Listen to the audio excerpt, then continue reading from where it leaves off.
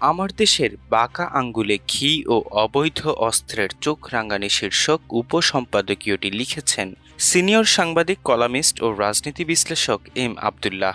যে কোনো জাতির সবচেয়ে কাঙ্ক্ষিত ও বাঞ্ছিত ধন স্বাধীনতা এবং সার্বভৌমত্ব। যথার্থভাবেই কবি প্রশ্ন করেছেন, স্বাধীনতাহীনতায় কে বাঁচিতে চায় হে, কে বাঁচিতে চায়?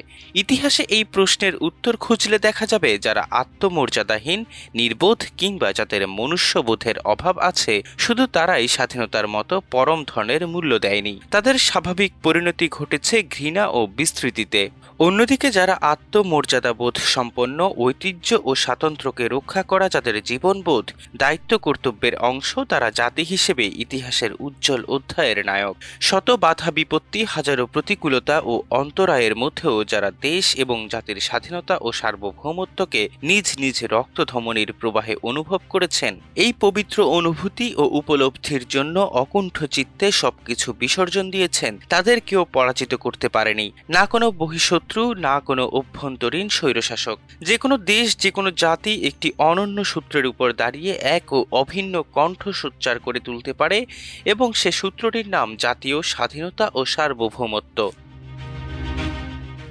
বাংলাদেশ উন্নয়নশীল দেশ। শোষণ ও লাঞ্ছনা বঞ্চনায় বহুবিধ সমস্যা এখানে জমে আছে, কিন্তু জাতীয় স্বাধীনতা ও সার্বভৌমত্বের প্রশ্নে এই দেশ, এই জাতি গৌরব উজ্জ্বল ঐতিহ্য ও কীর্তির ধারক। স্বাধীনতা সার্বভৌমত্বের প্রশ্নে এ জাতি কখনো আপোষ করতে শেখেনি।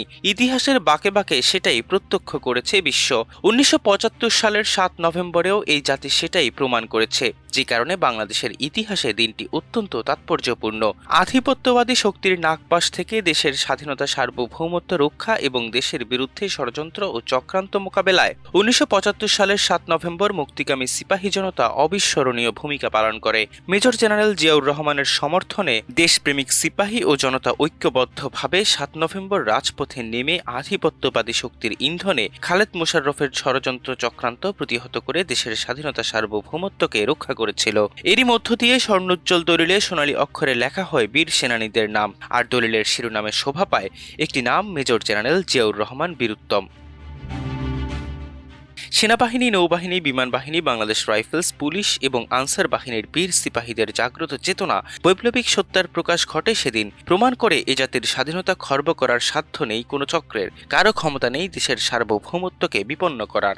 সেদিনের সেই নতুন ভোর জাতির জন্য ছিনিয়ে আনে এক উজ্জ্বল ভবিষ্যৎ, পরাভবহীন এক অপূর্ব আত্মপ্রত্যয়। সিপাহী জনতার মিলিত আবেগ, উল্লাস, জয়ধ্বনি, আনন্দের কলকল্লোল ও সহস্র কণ্ঠের সেই উচ্চকিত নিনাদ সেদিন ঘোষণা করে সৈনিক এবং জনতার একাত্মতা। 17 বছরের আওয়ামী ফ্যাসিবাদী শাসনে 7 নভেম্বরের ঐতিহাসিক বিপ্লবকে ভুলিয়ে দেওয়ার অপচেষ্টা হয়েছে। এতে অনেকটা সফলও হয়েছিল দুর্বিনীত প্রতিহিংসাপরায়ণ হাসিনা সরকার, কিন্তু ইতিহাস অমোচনীয় কালিতে লেখা, চাইলেই মুছে ফেলা যায় না। গত বছরের জুলাই আগস্টে ছাত্র জনতার অভ্যুত্থানে ফ্যাসিবাদী শাসকের পতনের পর এবার দ্বিতীয়বারের মতো বিপ্লবের চেতনায় 7 নভেম্বর পালিত হয়েছে। বিএনপি সহ বিভিন্ন রাজনৈতিক দল ও সামাজিক সাংস্কৃতিক সংগঠন ব্যাপক কর্মসূচির মধ্য দিয়ে বিপ্লব এবং সংহতি দিবসের গুরুত্ব নতুন প্রজন্মের কাছে তুলে ধরার চেষ্টা করেছে। এবারের 7 নভেম্বর অন্যবারের চেয়ে ভিন্ন মেজাজে উদযাপন করেছে বিএনপি। দিনটি উপলক্ষে সারা দেশে আসন্ন ত্রয়োদশ জাতীয় সংসদ নির্বাচনে দলের সম্ভাব্য প্রার্থীরা নানা কর্মসূচিতে অংশ নিয়েছেন। দলীয় প্রতীক ধানের শীষের পক্ষে স্লোগানে স্লোগানে মুখরিত করেছেন, যার মধ্য দিয়ে কার্যত বিএনপির নির্বাচনী যাত্রা শুরু হয়েছে। বিভাগীয় জেলাসহ সারা দেশে আলোচনা অনুষ্ঠান ও শোভাযাত্রার পাশাপাশি জনসভা হয়েছে। এতে সম্ভাব্য প্রার্থীদের নির্বাচনী প্রচারকে প্রাধান্য দিতে দেখা গেছে। বিএনপি প্রার্থী হিসেবে 237 জনের প্রাথমিক মনোনয়ন ঘোষণা করেছে। 7 নভেম্বর জাতীয় বিপ্লব ও সংহতি দিবসের কর্মসূচি থেকে সম্ভাব্য প্রার্থীদের দলীয় নির্বাচনী প্রতীক ধানের শীষের পক্ষে প্রচার জোরদারের নির্দেশনা দেওয়া হয় দলের নীতি নির্ধারণী পর্যায় থেকে।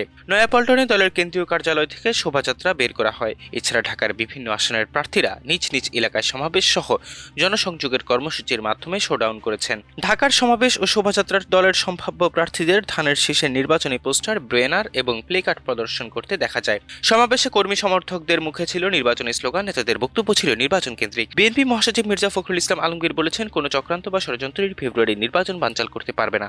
নির্বাচন প্রশ্নে বিএনপির এই দৃঢ় অবস্থান কিংবা দৃশ্যত দেশ ক্রমেই নির্বাচনের পথে অগ্রসর হলেও নানা শঙ্কা ও সংশয় যেন পিছু ছাড়ছে না। জুলাই সনদ নিয়ে রাজনৈতিক দলগুলো মুখোমুখি অবস্থানে রয়েছে। জামায়াত সহ বেশ কয়েকটি দল জাতীয় নির্বাচনের আগেই গণভোটের দাবি ছাড়াও আরো বেশ কিছু দাবি নিয়ে কর্মসূচি পালন করেছে। সোজা আঙ্গুলে ঘি না উঠলে আঙ্গুল বাঁকা করার হুঁশিয়ারি দিয়েছেন জামাতের শীর্ষ নেতা ডাক্তার সৈয়দ আব্দুল্লাহ মোহাম্মদ তাহের। সরকারকে হাঙ্কি পাঙ্কি না করে তাদের দাবি অবিলম্বে মেনে নিতে বলেছেন তিনি। এমনকি ঢাকায় শক্তি প্রদর্শনের প্রস্তুতি নিচ্ছে জামায়াত ও সমমনারা। ঢাকা চলো কর্মসূচি পালনের কথা জানিয়েছে। বিএনপিও এর আগে সরকারের উদ্দেশ্যে হুমকি দিয়ে রেখেছে। গণভোট, পিআর সহ আরো প্রায় 10টি গুরুত্বপূর্ণ সংস্কার ইস্যুতে বিএনপি কঠোর অবস্থানে রয়েছে।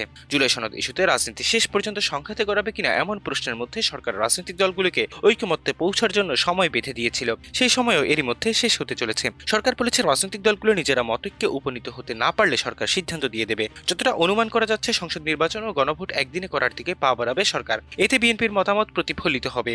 সেক্ষেত্রে জামায়াত ও তাদের সমমনারা কি করবে সেটাই দেখার বিষয়। অবশ্য জামায়াতকে তুষ্ট করতে জুলাই সনদের সুপারিশ অনুযায়ী উচ্চকক্ষে পিআর পদ্ধতি প্রবর্তন করতে পারে সরকার। সেটি আবার বিএনপি মেনে নেবে কিনা সংশয় রয়ে গেছে।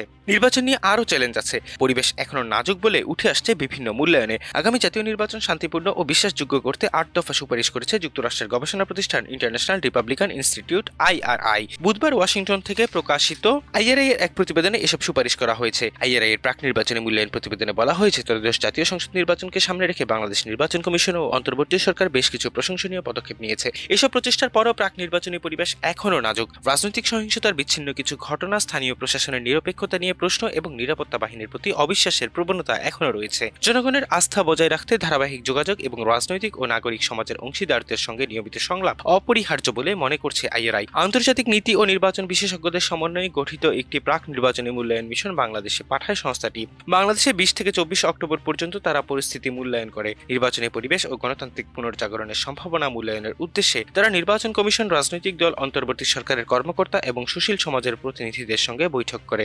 তারা 21টি বৈঠকে 59 জন অংশগ্রহণকারীর সঙ্গে আলোচনা করে। তাদের 8 দফা সুপারিশ ও মতামত গুরুত্ব বহন করে বইকি। দেশের রাজনৈতিক দলগুলো নির্বাচনী নিরাপত্তা ব্যবস্থা এবং প্রশাসনের নিরপেক্ষতা নিয়ে কথা বলছে।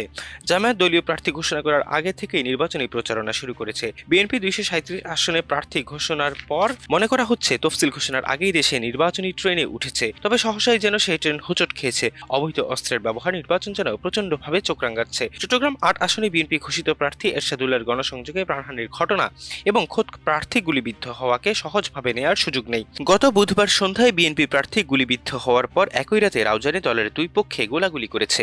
সংবাদপত্রের খবর অনুযায়ী রাজনৈতিক বিরুদ্ধে চট্টগ্রামে গত 13 মাসে খুন হয়েছে 15 জন। এর মধ্যে বিএনপির অভ্যন্তরীণ কোন্দলেই 10 জন খুন হয়েছে। রাজনৈতিক বিরোধের পাশাপাশি বিভিন্ন সন্ত্রাসী গোষ্ঠীর দ্বন্দ্বেও চট্টগ্রামে খুনোখুনির ঘটনা বেড়েছে। শুক্রবার রাতেও এক ব্যবসায়ীকে নৃশংসভাবে হত্যা করা হয়েছে। অপরাজনীতির বলি হয়েছেন বলে প্রাথমিক খবরে জানা গেছে। নির্বাচনকে সামনে রেখে এই ধরনের খুনোখুনি ক্রমাগতভাবে বাড়ার আশঙ্কা করার যথেষ্ট কারণ আছে। গত বছরের 5 আগস্ট গণ অভ্যুত্থানের দিন চট্টগ্রাম শহরের 8টি থানা ও 8টি ফাঁড়ি থেকে 945টি অস্ত্র লুট হয়েছিল। এর মধ্যে গত সেপ্টেম্বর পর্যন্ত উদ্ধার করা হয়েছে 780টি অস্ত্র। সারা দেশে লুট হওয়া বহু অস্ত্র 15 মাসেও উদ্ধার করা সম্ভব হয়নি। উদ্ধার না হওয়া অস্ত্র নির্বাচনকালে বিভিন্ন অপরাধমূলক কর্মকাণ্ডে ব্যবহৃত হতে পারে বলে ধারণা করা হচ্ছে। নির্বাচন ভণ্ডুলে অবৈধ অস্ত্রের ব্যবহারের আশঙ্কা দিন দিন প্রবল হচ্ছে। সংসদ নির্বাচনের মাত্র 3-4 মাস আগে এমন পরিস্থিতিতে শঙ্কিত বিএনপির শীর্ষ নেতৃত্ব চাউরাছে নিরাপত্তাজনিত কারণে তারেক রহমানের দেশে ফেরা বিলম্বিত হচ্ছে। ইতিমধ্যে বুলেট প্রুফ গাড়ি আমদানির অনুমোদন নেওয়া হয়েছে। কিন্তু প্রার্থী ও কর্মীদের নিরাপত্তার কি উপায়? বিশেষ করে নির্বাচনী জনসংযোগের সময় বিএনপি প্রার্থীর গুলিবিদ্ধ হওয়ার ঘটনায় আইন শৃঙ্খলা পরিস্থিতি নিয়ে নতুন করে উদ্বেগ তৈরি হয়েছে। চট্টগ্রামের ঘটনায় বিবৃতি দিয়ে বিএনপি মহাসচিব মির্জা ফখরুল ইসলাম আলমগীর বলেছেন, বর্তমান অন্তর্বর্তী সরকারকে বেকায়দায় ফেলতে এবং আগামী জাতীয় সংসদ নির্বাচন বাধাগ্রস্ত করতেই এই ধরনের ঘটনা ঘটানো হয়েছে। আওয়ামী স্বৈরাচারী শাসক গোষ্ঠীর পতনের পর দুষ্কৃতিকারীরা আবারও দেশে অস্থিতিশীল পরিস্থিতি সৃষ্টি সহ নৈরাজ্যের মাধ্যমে ফায়দা হাসিলের অপতৎপরতায় লিপ্ত হয়েছে। মির্জা ফখরুলের বক্তব্য উড়িয়ে দেওয়ার মতো নয়, কিন্তু নৈরাজ্যবাদীদের জন্য পটভূমি তৈরিতে বিএনপি, জামায়াত, এনসিপি সহ বর্তমানে সক্রিয় দলগুলোর পরোক্ষ ভূমিকা রাখছে কিনা সেটিও মূল্যায়নের দাবি রাখে। গণ অভ্যুত্থানের পক্ষের শক্তিগুলো নিজেদের মধ্যে মতভিন্নতাকে বিরোধ ও সাংঘর্ষিক পর্যায়ে নিয়ে গেলে পতিত শক্তি তো সুযোগ নেবেই। স্মরণে রাখা দরকার, দেশপ্রেমিক রাজনৈতিক দলগুলো 75-এর 7 নভেম্বর এবং 24-এর 36 জুলাই বা 5 আগস্টের চেতনাকে ধারণ করে নতুন প্রজন্মের প্রত্যাশা পূরণে ব্যর্থ হলে দলগুলোকেই চড়া মূল্য দিতে হবে। এই দেশের গহীন নদী, নীল বিস্তৃত আকাশ, বৈচিত্র্যময় নিসর্গের মতো স্বাধীনতা এ জাতির প্রিয় উচ্চারণ। বহুল বাঞ্ছিত প্রাণের ধন, বারবার আগ্রাসী ফ্যাসিস্ট শক্তি এই দেশের উপর লোভ লালসার চকচকে সবুজ চোখে চোখ রেখেছে। জাতি কখনো তাদের বিরুদ্ধে এক মন এক প্রাণ হয়ে রুখে দাঁড়াতে দ্বিধা করেনি।